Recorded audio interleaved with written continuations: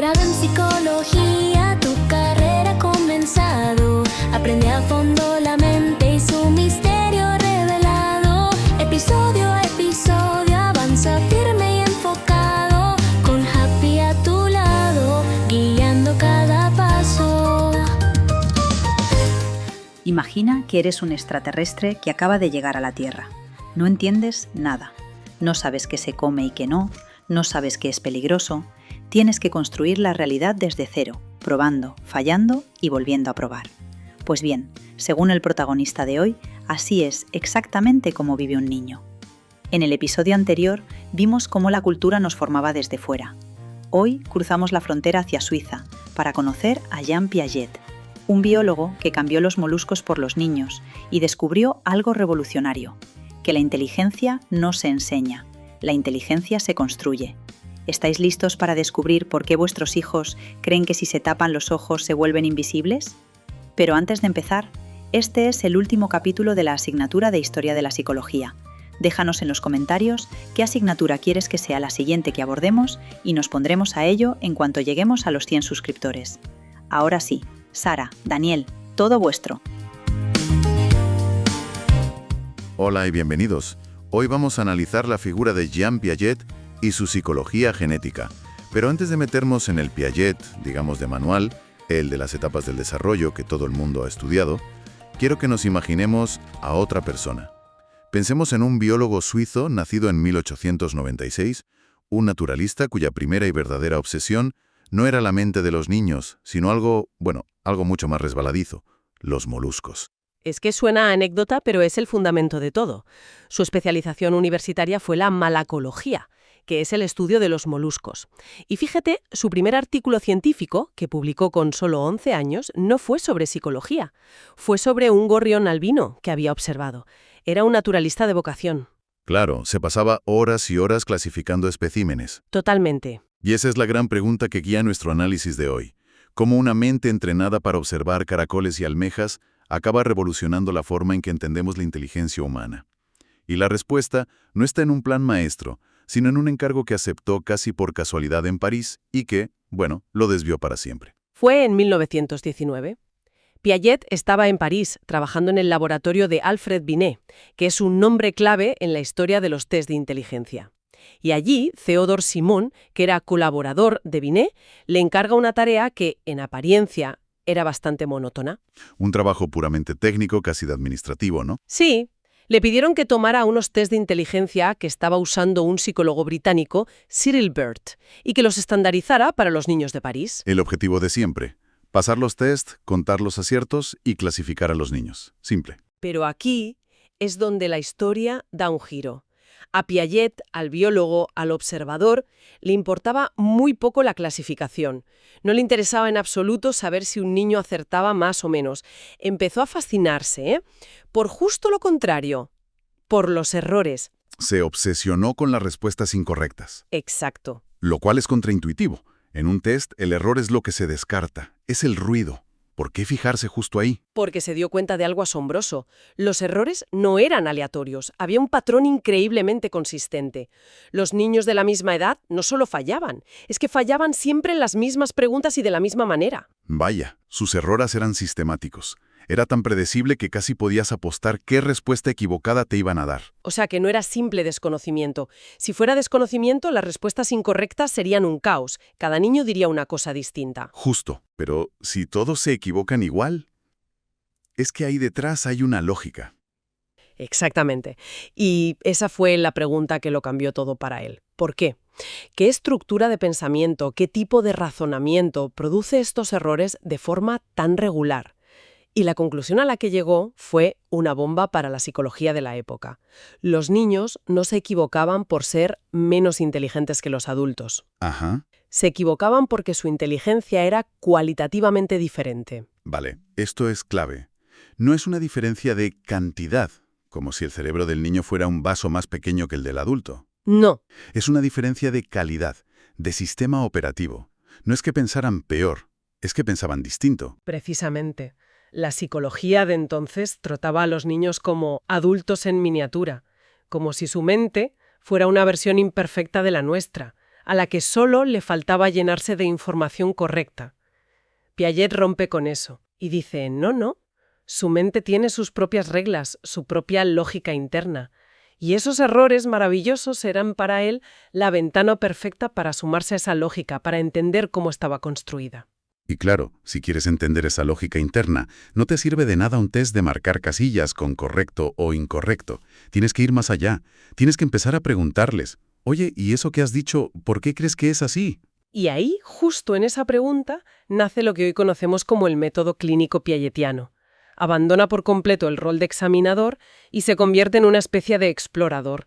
Deja de lado el test rígido y estandarizado y adopta un formato de entrevista flexible, una conversación guiada. Pero espera, eso desde un punto de vista científico suena un poco caótico, ¿no? Si cada entrevista es diferente porque te adaptas a las respuestas del niño, ¿cómo puedes comparar resultados? ¿Cómo sacas conclusiones generales si no tienes un método que se aplique igual a todo el mundo? Es una objeción muy importante y es la que le hicieron durante toda su vida. Pero es que Piaget no buscaba la estandarización. Su objetivo no era medir y comparar una capacidad, sino comprender un proceso. Él no quería saber cuánta inteligencia tenía un niño, sino cómo construía su pensamiento. Ah, vale. El método clínico es la herramienta para eso.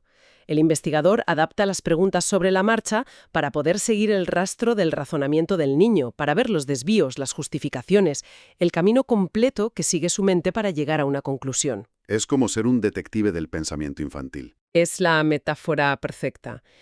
Y no partía de cero. Las fuentes señalan que ya tenía experiencia en entrevistas clínicas de su trabajo con el psiquiatra Eugen Bleuer. Sabía escuchar. Sabía cómo hacer preguntas que no indujeran la respuesta. Trasladó esa sensibilidad clínica al estudio de la inteligencia y el resultado, fue un cambio de paradigma total. Claro. Pasamos de la medición fría de resultados a la comprensión cálida de los procesos. Es que este cambio de enfoque lo es todo, porque si dejas de preguntar cuánto y empiezas a preguntar cómo, ya no estás haciendo un simple test para un colegio. Estás intentando resolver un misterio mucho más grande, que era el verdadero proyecto de su vida, ¿no? Totalmente. Y aquí conectamos de nuevo con sus orígenes como biólogo. El interés de Piaget nunca fue puramente psicológico, en el sentido de la psicología aplicada. En el fondo, sus grandes preguntas siempre fueron biológicas y sobre todo filosóficas. El estudio de los niños fue el laboratorio que encontró para responder a la gran pregunta de la epistemología. ¿Y cuál era esa pregunta? ¿Cómo se construye el conocimiento? ¿Cómo es posible que una especie, la nuestra, parta de un estado de no saber nada y llegue a construir, las catedrales del pensamiento que son la lógica, las matemáticas o la física? Piaget quería crear una teoría científica sobre el conocimiento y a ese proyecto lo llamó epistemología genética. Un término que, hay que reconocerlo, suena increíblemente académico e intimidante. Si lo oyes por primera vez, te asusta un poco. Sí, suena denso, pero vamos a descomponerlo porque es más sencillo de lo que parece. Epistemología es la rama de la filosofía que estudia el conocimiento, cómo sabemos lo que sabemos. Y la palabra clave aquí es genética. Que hoy en día la asociamos inmediatamente a los genes y al ADN. Claro, pero Piaget la usa en su sentido original, que viene de génesis. Génesis como origen, como desarrollo. Exacto. Por lo tanto, una epistemología genética no es una teoría sobre los genes del conocimiento, es una teoría sobre la génesis del conocimiento. Busca trazar el mapa del desarrollo progresivo del saber. Vale, entendido. Busca contar la historia de cómo llegamos a conocer. Pero, ¿cómo se estudia algo tan abstracto? Aquí viene su idea más audaz. Él propone que existe un paralelismo fundamental entre cómo se ha desarrollado el conocimiento a lo largo de la historia de la humanidad y cómo se desarrolla en la vida de un solo individuo, desde que nace hasta que es adulto. A ver si lo he entendido bien. Está sugiriendo que los pasos que da un niño en su cabeza para aprender a pensar de forma lógica son, en cierto modo, una repetición a escala individual de los grandes saltos que ha dado la ciencia a lo largo de los siglos. En esencia, esa es la intuición central. Obviamente, no es una repetición literal y perfecta. A veces el niño toma atajos o incluso invierte el orden histórico. Por ejemplo, él observó que los muños entienden antes conceptos espaciales de topología que de la geometría de Euclides. Como por ejemplo. Pues entienden antes la diferencia entre una figura abierta y una cerrada, o lo que está dentro y fuera, que conceptos como las líneas rectas y los ángulos. Curioso. Y lo curioso es que la topología es una rama matemática mucho más moderna. Pero para el niño, esas relaciones son más básicas. Se basan en la acción de separar, rodear, juntar.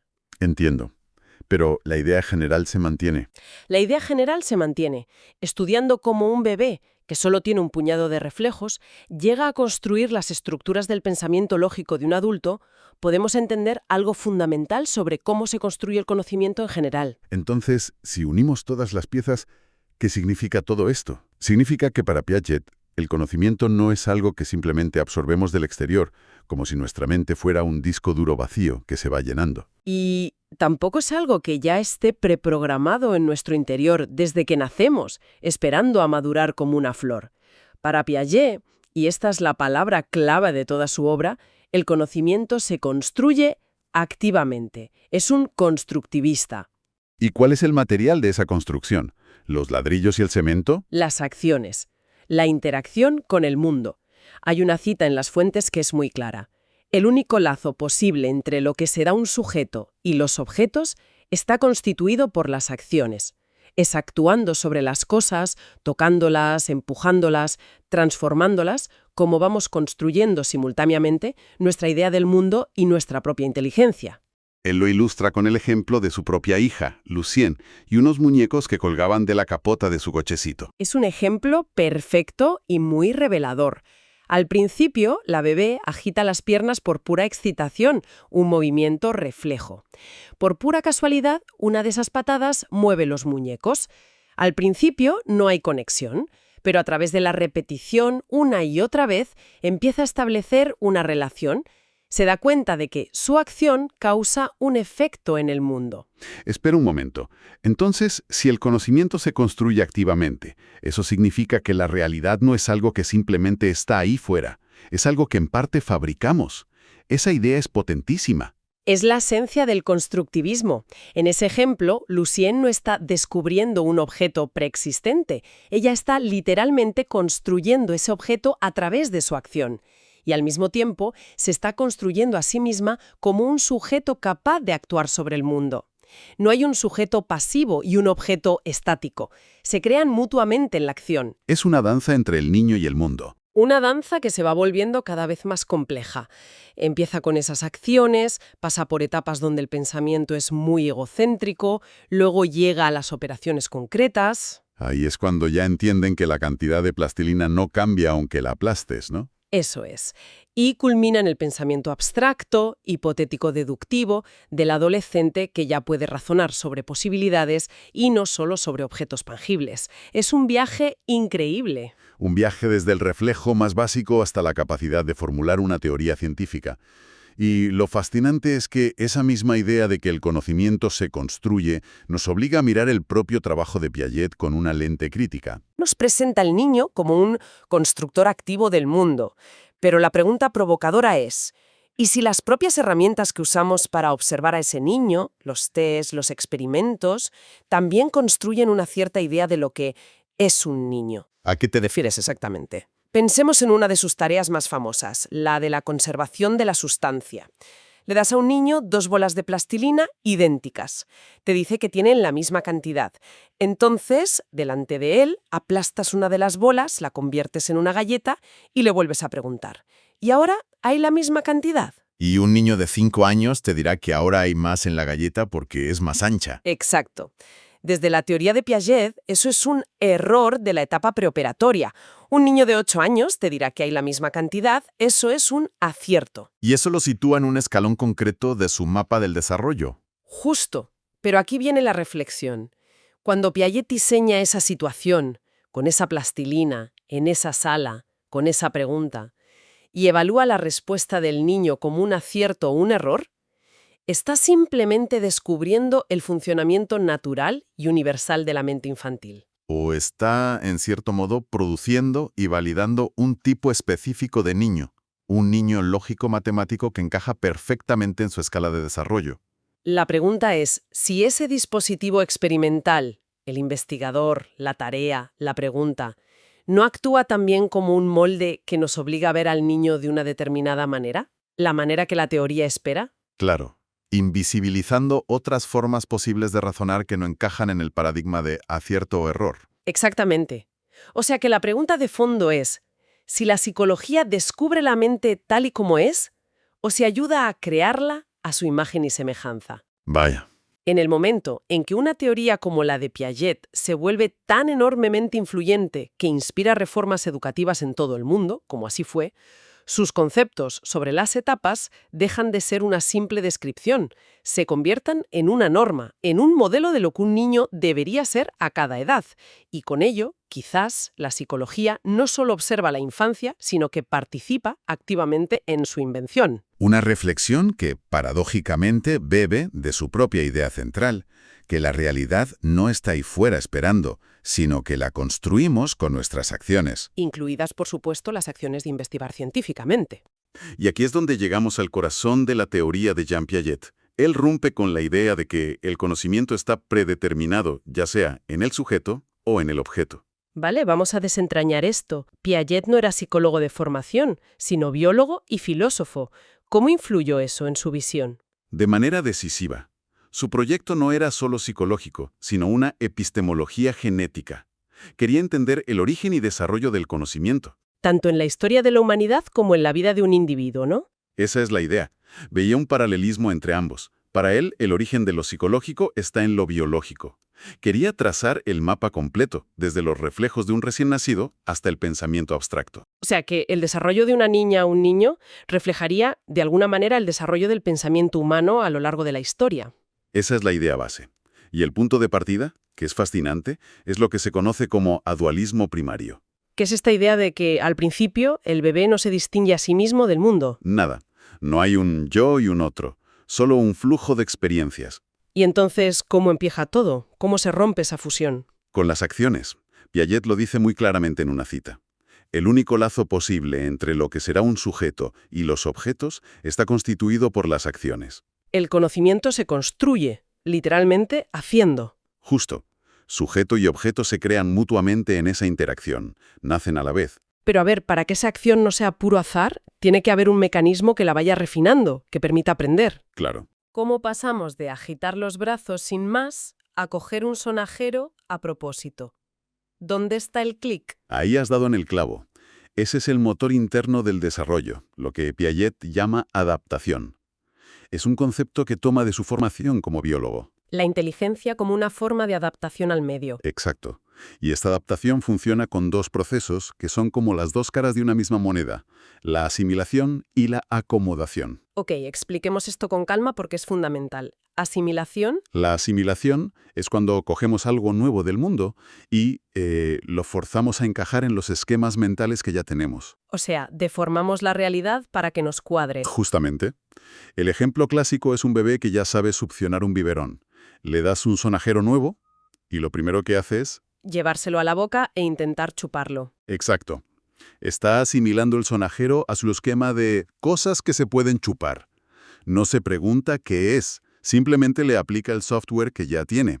Para el bebé, el sonajero es una especie de biberón raro.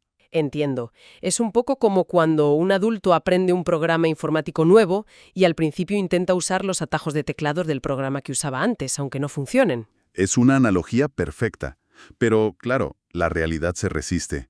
El sonajero no da leche y es duro, no encaja bien. Y ahí es donde entra en juego el segundo proceso. ¿La acomodación?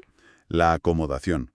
Es el momento en que te das cuenta de que tienes que cambiar tu forma de hacer las cosas. El momento del «ah, vale». Precisamente. La acomodación es cuando modificas tus esquemas mentales para poder lidiar con la nueva información. El bebé, después de intentar chupar el sonajero, lo agita por casualidad. Y suena. Ajá. Descubre algo nuevo. Descubre una nueva propiedad. Entonces tiene que acomodar su esquema. Ahora tiene una nueva categoría. Cosas para agitar. Ese es el verdadero aprendizaje. Es el momento en que la mente se modifica para ajustarse a la realidad. Y el vaivén entre estos dos procesos, entre forzar la realidad a encajar y cambiar tú para encajar en ella, es lo que nos hace avanzar, ¿no? Ese es el motor, lo que él llama equilibración. La mente siempre busca un equilibrio. Cuando algo no encaja, pues sentimos un desequilibrio que nos impulsa a asimilarlo o acomodarnos para recuperar esa estabilidad. Y así, de equilibrio en equilibrio, vamos construyendo una inteligencia cada vez más compleja. Vale, con ese motor ya en marcha, podemos entender mejor el viaje por las famosas etapas. La primera, la inteligencia sensomotora, de los 0 a los 2 años. Es donde vemos esto en estado puro. Totalmente. Pensemos en el ejemplo de su hija Lucien, con 3 meses. Ella agita las piernas violentamente por pura alegría, y esto hace que se muevan unos muñecos colgados en su cochecito. Al principio es casualidad. Pura casualidad. Está asimilando la acción a su esquema de expresar placer. Pero luego se da cuenta. Exacto. Empieza a conectar su acción, mover las piernas, con el resultado, el balanceo de los muñecos. Ya no es solo alegría, hay una intención. Está construyendo una relación causa-efecto. Eso es. A través de esa coordinación de sus movimientos, Lucien se está constituyendo como sujeto que actúa, y a la vez está construyendo los muñecos como objetos que reaccionan. Y esto se va complejizando, desde reiterar reflejos simples como succionar hasta Introducir variaciones para conseguir objetivos, lo que él llama reacciones circulares terciarias. que es cuando empieza a experimentar, en plan científico. Un pequeño científico en pañales, sí. Ya no solo repite, sino que introduce variaciones para ver qué pasa. Tira un objeto con más fuerza, desde otro ángulo. Está investigando. Y el gran logro de esta etapa es la permanencia del objeto. Entender que las cosas siguen existiendo aunque dejen de ser percibidas. Es el gran hito. El mundo empieza a tener una realidad propia, independiente de la percepción inmediata. Antes de eso, si escondes un juguete, para el bebé, el juguete ha dejado de existir. De ahí el éxito del juego del cucutrás. Claro, es una confirmación constante y deliciosa de que el mundo es estable. Una vez que el sujeto y el objeto están básicamente construidos, el desarrollo continúa. La siguiente etapa, la preoperatoria, se caracteriza por el egocentrismo. Sí, la incapacidad de entender que existen otros puntos de vista. Y es importante, no es egoísmo moral, es una limitación cognitiva. Su perspectiva es la única que existe. La única posible. El ejemplo clásico es el de un niño que ve fotos de un objeto desde distintas perspectivas y no puede identificar la que correspondería a una persona sentada frente a él. Siempre elige la suya. Siempre. No puede ponerse mentalmente en tu lugar. Pero luego llega el gran salto con las operaciones concretas entre los 7 y los 11 años. Aquí es donde entra el famoso experimento de la plastilina. Es un ejemplo perfecto de lo que Piaget llamaba conservación. Se le presentan a un niño o niña 2 bolas de plastilina idénticas. Y te dice que son iguales. ¿Sí? Entonces el psicólogo aplasta una y la convierte en una hamburguesa. Y le pregunta, ¿quién comerá más? ¿El que se come la bola o el que se come la hamburguesa? Y la respuesta delata en qué estadio se encuentra. Si dice que la hamburguesa es más cantidad porque es más ancha, aún no ha adquirido la conservación de la sustancia. Exacto. Se deja engañar por la percepción. Quien sí la ha adquirido entiende que la cantidad es la misma, aunque la forma cambie. ¿Y qué es lo que ha cambiado en su mente? Pues que ahora su pensamiento puede realizar operaciones lógicas básicas sobre objetos concretos. Entiende la reversibilidad, o sea, que puede volver a hacer la bola mentalmente. Y la compensación, que es más ancha pero también más delgada. Y todo esto culmina, a partir de los 12 años, en las operaciones formales. El pensamiento abstracto, hipotético-deductivo, que Piaget equipara al pensamiento científico. El salto de razonar sobre la realidad a razonar sobre la posibilidad. Justo. Ya no necesitas la plastilina adelante. Puedes pensar sobre conceptos puramente abstractos, sobre hipótesis. Como en los problemas de lógica tipo si todos los Zorks son verdes. Exacto. Un adolescente puede seguir la lógica de la premisa sin importar si los Zorks existen. Un niño en la etapa concreta se quedaría atascado en que los Zorks no existen. Ok, hasta aquí la teoría parece una descripción del desarrollo natural, una escalera perfecta. Pero los textos introducen una crítica muy potente, el etnocentrismo. Sí, se le critica que su modelo de niño universal es en realidad un niño occidental de clase media escolarizado y probablemente varón. Y que quizás estas etapas no se dan igual en todas las culturas, ¿no? Claro. Investigaciones de psicología transcultural han cuestionado si estas etapas se dan igual en todas partes o si el pensamiento lógico formal es la única cumbre posible del desarrollo. Pero hay una idea aún más radical en los materiales que hemos revisado. No se trata solo de que la teoría sea parcial, sino de que la propia psicología de Piaget no descubre cómo es la mente infantil, sino que en cierto modo la produce. Aquí es donde todo se vuelve realmente interesante. La idea es que las tareas de Piaget, como la de la plastilina, no son herramientas neutras. No lo son. Son dispositivos de subjetivación. A ver, expliquemos qué significa eso. Significa que el propio experimento, con su escenario, sus reglas, la autoridad del psicólogo, guía al niño o niña para que se comporte de una manera específica. Le enseña cuál es la respuesta correcta, la inteligente. Exacto. Se le inserta en una escala de desarrollo. Los comportamientos que no encajan en la teoría, como ponerse a jugar con la plastilina en vez de responder, Se ignoran o se consideran errores. se consideran errores, sí. La psicología, entonces, no solo describe, sino que activamente modela y produce un tipo de subjetividad infantil que se considera normal o correcta. Entonces, lo que parece una simple descripción del desarrollo cognitivo es también una forma de construir un tipo específico de infancia validada por la ciencia. Precisamente, se aleja de la idea de una realidad objetiva y fuera esperando a ser descubierta, que es más propia de las interpretaciones cognitivistas posteriores que veían la mente como un ordenador.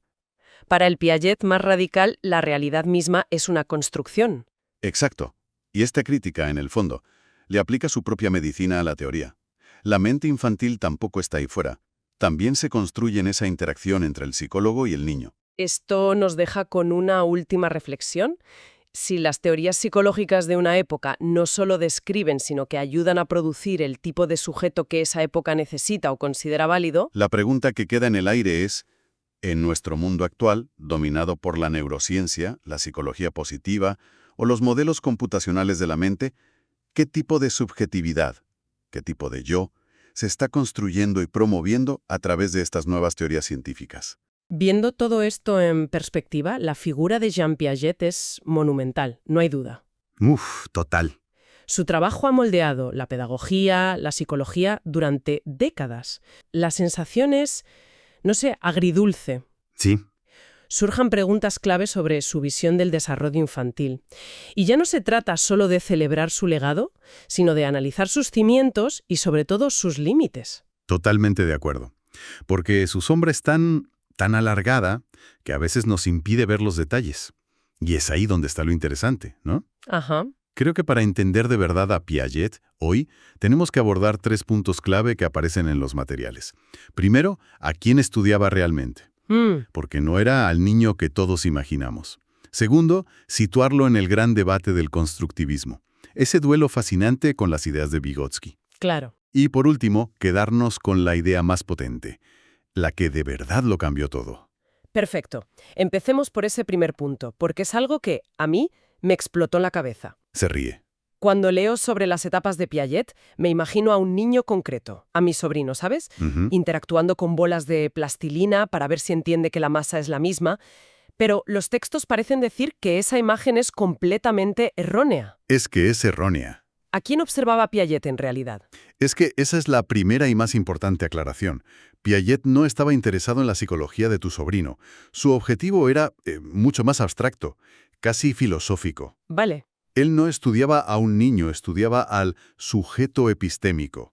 Que suena increíblemente académico. ¿Qué significa eso en la práctica? Pues significa que buscaba un sujeto universal despojado de sus características individuales, culturales o históricas. Su gran ambición era entender cómo la humanidad, como especie, pasó de pensar de forma mítica a pensar de forma científica. Entiendo. Y para ello creía que podía estudiar el desarrollo de un niño como un paralelo, a pequeña escala de esa gran historia. O sea, el desarrollo del individuo, lo que se llama ontogenético, como un espejo del desarrollo de la especie. Exactamente. Entiendo la ambición, es gigantesca.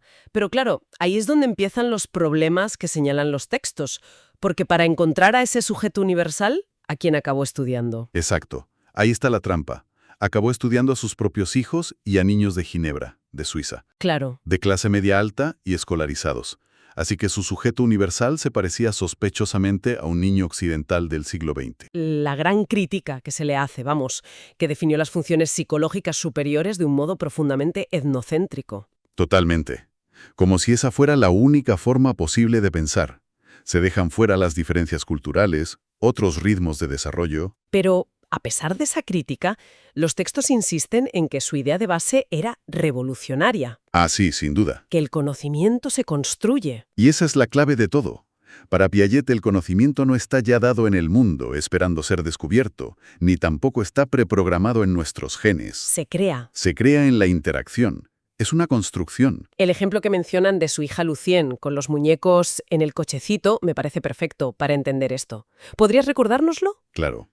Él observa a su hija, que es un bebé, en su cochecito, y tiene unos muñecos colgando. Ajá. Al principio, la niña agita las piernas de forma casual, sin intención, pero de repente se da cuenta de que cuando patalea, los muñecos se mueven. Ya. Y empieza a repetir la acción, ya no por casualidad, sino para conseguir ese resultado.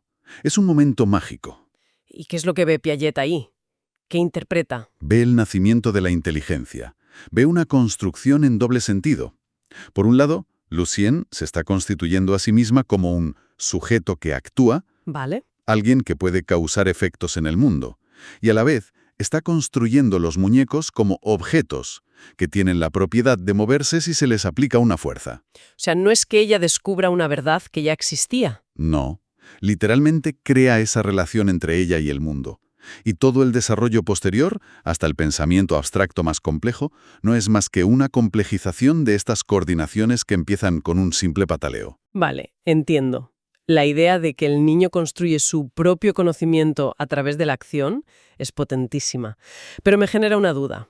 A ver, Esta construcción parece muy solitaria. Es el bebé con los muñecos, el niño con la plastilina. ¿Dónde está el resto del mundo? ¿La cultura, el lenguaje, los padres?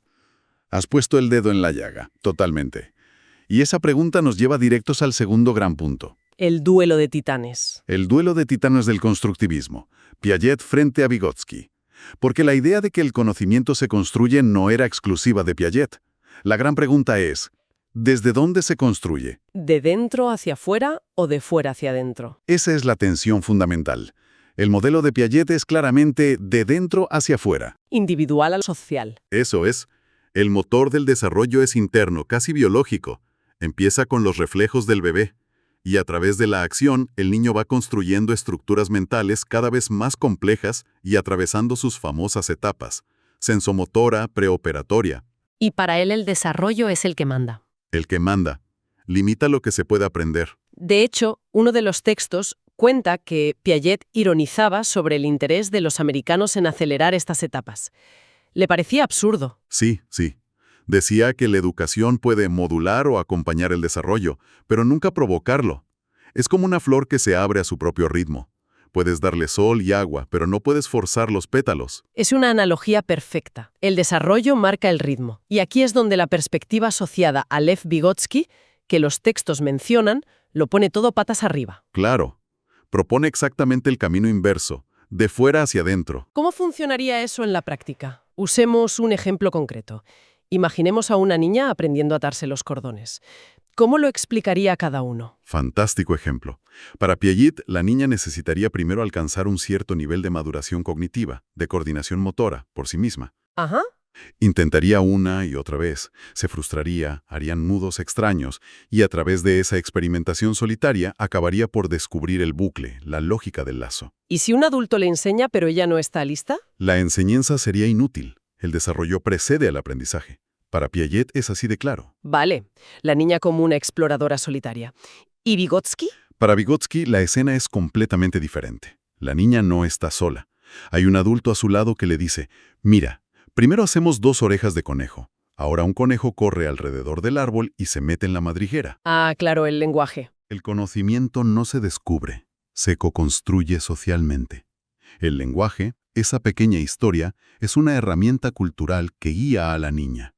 Primero, la habilidad existe entre la niña y el adulto. En el plano que él llama interpsicológico. Exacto. Y poco a poco, la niña va interiorizando esas instrucciones, repitiéndoselas a sí misma en voz baja, hasta que ya no las necesita, y la habilidad pasa a ser suya, al plano intrapsicológico. O sea que el aprendizaje no espera a que el desarrollo esté listo. Exacto. El aprendizaje tira del desarrollo, lo impulsa. Aprender a atarse los cordones con ayuda de un adulto hace que el cerebro de la niña se desarrolle. Son 2 visiones radicalmente distintas del papel de la educación y la cultura. Totalmente. una centrada en la maduración individual y la otra en la mediación cultural y social. Y esto tiene implicaciones enormes para un padre o una maestra. El enfoque de Piaget te llevaría a crear un entorno rico para que el niño descubra por sí mismo. Sí. Y el de Vygotsky te llevaría a ser un guía activo, un colaborador en el aprendizaje. Precisamente. Aunque los propios textos sugieren, y creo que con acierto, que en el fondo ambas visiones se necesitan mutuamente, ¿no? Ya. La actividad del sujeto de Piaget no ocurre en el vacío, sino en un contexto sociohistórico, como diría Vygotsky. Y el aprendizaje social de Vygotsky no funciona si no hay un niño activo y curioso que participa. De acuerdo. Entonces hemos visto que su sujeto universal era en realidad bastante particular y que su modelo de dentro hacia afuera es una cara de la moneda, no la moneda entera. Con todo esto sobre la mesa, ¿por qué seguimos volviendo a Piaget? ¿Cuál es ese gran legado, esa idea fundamental que sigue absolutamente vigente? La conclusión más transformadora, y que a veces se nos olvida, es increíblemente simple pero profunda. Los niños no son adultos tontos. O en miniatura. O en miniatura, exacto. No es que sepan menos cosas que nosotros, es que su forma de pensar es cualitativamente diferente a la nuestra. Piaget nos obligó a ver que el pensamiento infantil tiene su propia lógica, sus propias reglas. Los textos mencionan algunos rasgos de esa lógica que son fascinantes. El animismo, el finalismo. ¿Puedes darnos algún ejemplo? Claro, el animismo es la tendencia a atribuir vida a intenciones a objetos inanimados. Un niño pequeño que se tropieza con una silla y le dice, silla mala. Mala. No está siendo irracional. Para él, la silla tiene la capacidad de haberle hecho daño a propósito. O el finalismo, creer que todo en la naturaleza tiene un propósito para los humanos. La pregunta, ¿para qué sirven las nubes? Espera una respuesta como, para darnos sombra. O para regar las plantas, claro. Y el realismo, que también lo mencionan, esa idea de que los nombres son parte de las cosas. Que una mesa se llama mesa y no podría llamarse de otra forma. Exactamente. Y lo revolucionario de Piaget fue decirnos que todo eso no son fallos de la inteligencia. No son errores que hay que corregir. Eso es. Son las características coherentes de una etapa del desarrollo. Una forma de entender el mundo con sus propias reglas. Antes de él, la visión era que el niño era un recipiente vacío que había que llenar de conocimiento adulto. Y eso lo cambia todo. Porque si entiendes que no es un error, sino una lógica distinta, tu forma de interactuar con un niño cambia radicalmente. Claro. Pasas de la frustración de ¿por qué no lo entiendes?, a la curiosidad de qué interesante, cómo funciona tu mente. Empiezas a respetar su proceso. Y esa es la gran metáfora que nos legó, ver a los niños como pequeños científicos. Totalmente. Son seres activos, curiosos, que constantemente formulan hipótesis sobre cómo funciona el mundo, experimentan, Tiran cosas, mezclan líquidos. hacen preguntas extrañas y van construyendo y reconstruyendo sus propias estructuras de conocimiento para darle sentido. Son los protagonistas absolutos de su propio desarrollo intelectual. En definitiva, Piaget nos obliga a respetar la lógica del pensamiento infantil y a entender el conocimiento no como algo que se transmite pasivamente de un adulto a un niño, sino como algo que cada individuo debe construir activamente. ¿Sí? Es una idea que, a día de hoy, sigue siendo la base de casi todas las pedagogías modernas. Sin duda. Y esto nos deja con una última reflexión provocadora que sugieren los textos. A ver, Si aceptamos que Piaget fue tan influyente, la idea que proponen es radical, que su psicología no solo descubre cómo es un niño, sino que, a través de sus métodos, sus experimentos, su enorme impacto en las escuelas, en cómo se formó a los maestros. exacto, literalmente ayudó a producir una forma de ser niño, creó una subjetividad infantil que hoy consideramos normal y natural en nuestra cultura. Es una idea muy potente. Que la ciencia no es un espejo neutro que refleja la realidad, sino una herramienta que también le da forma. Así que la pregunta que queda en el aire es, si las teorías psicológicas no solo describen la mente, sino que ayudan a moldearla, ¿qué tipo de infancia y qué tipo de pensamiento estamos construyendo hoy con las herramientas y las teorías que usamos en nuestras escuelas y en nuestros hogares? Una vez entendido el motor, veamos el mapa del viaje. Los documentos describen la propuesta de Jean Piaget como una travesía en 4 grandes etapas. Es el viaje de cómo la inteligencia humana se construye a sí misma, desde cero. Y esto es crucial, ¿eh? No se trata de una simple acumulación de datos. Como si fuéramos llenando un disco duro. Exacto, no es eso. Cada etapa es una auténtica revolución mental. Una manera cualitativamente distinta de entender el mundo. O sea, un cambio total. Un cambio de sistema operativo, no la instalación de una nueva aplicación. Pasamos de un ser puramente sensorial a uno que, bueno, es capaz de pensar en hipótesis abstractas. Un cambio de sistema operativo, me gusta esa analogía. Pues vamos a desglosar ese mapa. Comencemos por el punto de partida absoluto, el mundo del bebé. La primera fase, el estadio sensoriomotor, desde el nacimiento hasta los 2 años, más o menos. Sí. Los textos lo describen como una inteligencia puramente de acciones. Pero, a ver, ¿no es un poco limitado llamarlo inteligencia? Suena casi como, no sé, un conjunto de reflejos. Es una pregunta clave, sí. Y Piaget diría que el pensamiento empieza precisamente ahí, en la coordinación de esos reflejos. Ahí mismo. Ahí mismo, la magia, por así decirlo, ocurre cuando una acción que es casual, de repente se convierte en una acción intencional. Ajá. Ese es el germen de la inteligencia, la conexión entre el yo hago y el algo pasa. Piaget lo llama reacciones circulares y es fascinante ver cómo evolucionan. Espera, ¿cómo que evolucionan? ¿No son solo acciones que repiten y ya está? No, van ganando complejidad. Al principio son lo que él llama reacciones circulares primarias. ¿Y eso qué es? Pues están centradas en su propio cuerpo. Por ejemplo, el bebé se lleva la mano a la boca por puro azar, siente placer al chupar y empieza a repetir la acción, pero ya deliberadamente. Entiendo. Ha descubierto su propio pulgar. Ha descubierto y conquistado una parte de su cuerpo. Pero luego, claro, el horizonte se amplía. Y ahí es donde entra una de las anécdotas que más me llamó la atención en los textos, la de su hija Lucien. Exacto. Ese es el paso a las reacciones circulares secundarias. Lucien está en su cuna, agita las piernas y, por casualidad, mueve unos muñecos que cuelgan. Un accidente al principio. Un accidente, pero el espectáculo le interesa. Y entonces vuelve a agitar las piernas, pero esta vez con intención. Ya no es solo su cuerpo. Es su cuerpo actuando sobre el mundo. Eso es. Está aprendiendo a ser una causa. Es increíble. A través de esa simple acción está construyendo 2 ideas que son fundamentales. La de un objeto ahí fuera, los muñecos, y la de un sujeto, que es ella misma, que puede influir en ese objeto. Y todo este proceso de exploración culmina en la que parece ser la gran conquista de esta etapa. La permanencia del objeto. La permanencia del objeto. La idea de que las cosas siguen existiendo aunque no las veamos. Suena simple, la verdad, pero los textos insisten en que es una revolución. Y lo es, vaya que sí lo es, porque el mundo, por primera vez, adquiere una estabilidad. Claro. Y esto no es solo un hito cognitivo, es el pilar de la seguridad emocional. Antes de esto, si mamá o papá salen de la habitación, para el bebé, literalmente, han dejado de existir. Qué angustia, ¿no? Imagina, con la permanencia del objeto, el bebé empieza a entender que esa persona volverá. Es la base sobre la que se construye el apego seguro. El universo deja de ser un show de magia para convertirse en un lugar, bueno, un poco más predecible.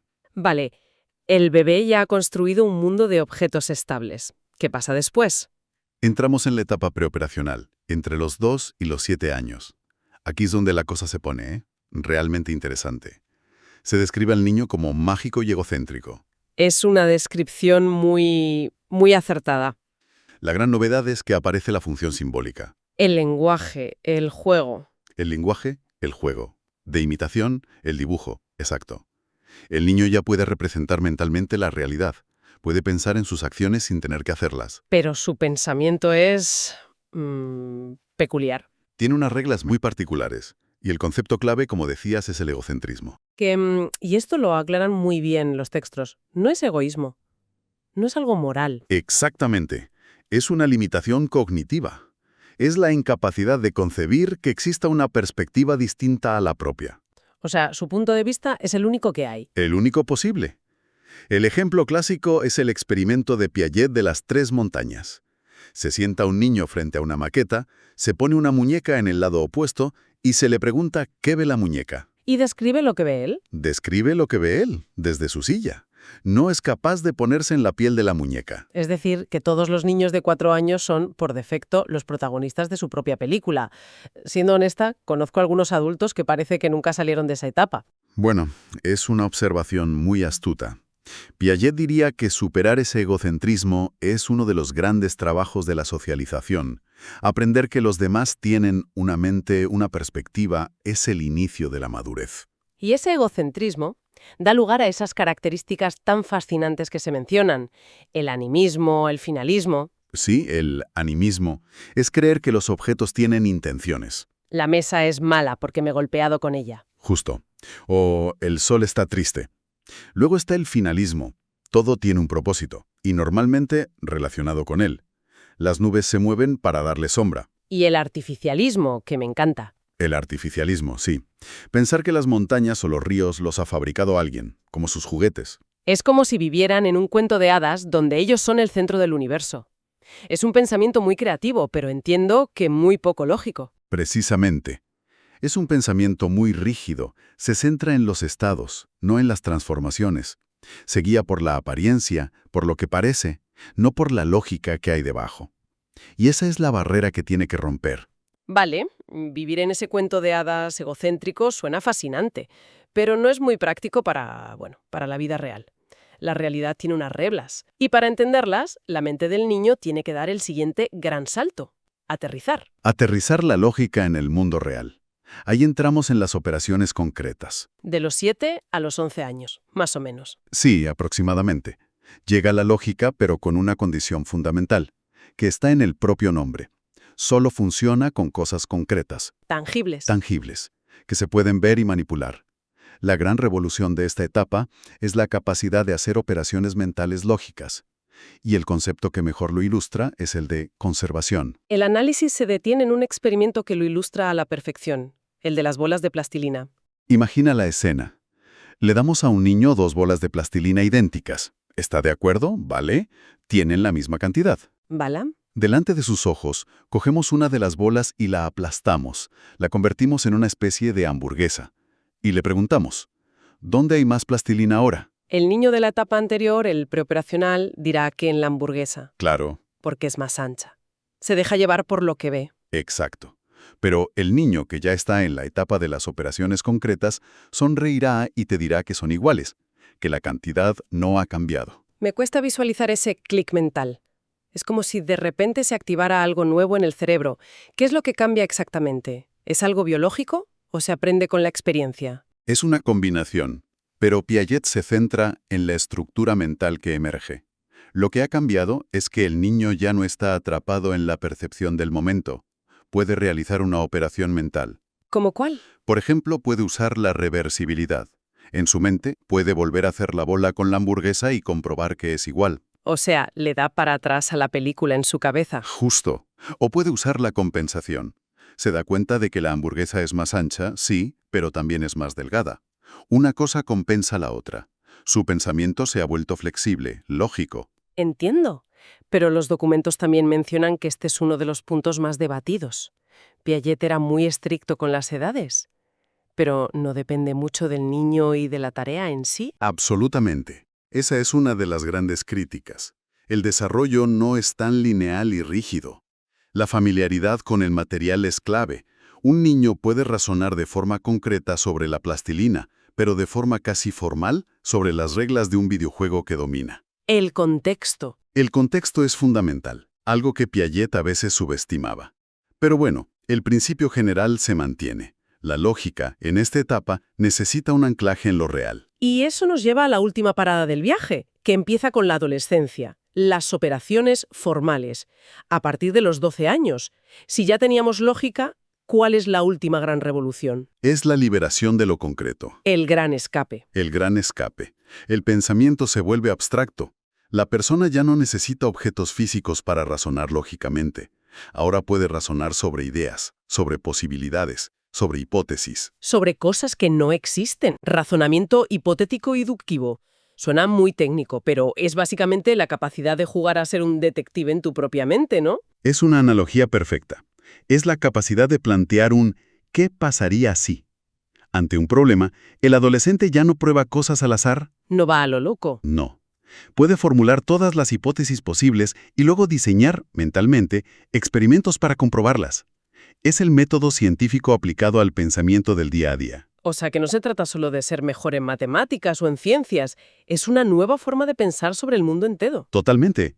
Esta nueva capacidad es lo que permite al adolescente pensar sobre conceptos abstractos como la justicia, la libertad, la moralidad, El infinito. Ya entiendo. Es la razón por la que en esta etapa empiezan a cuestionar las normas, a imaginar sociedades ideales, a preocuparse por el futuro. La lógica ya no solo sirve para organizar el mundo, sirve para pensar sobre el propio pensamiento. Es la cúspide del viaje. Entonces, si echamos la vista atrás, Piaget nos ofrece un mapa asombrosamente detallado de cómo se construye la razón científica occidental, paso a paso, revolución a revolución.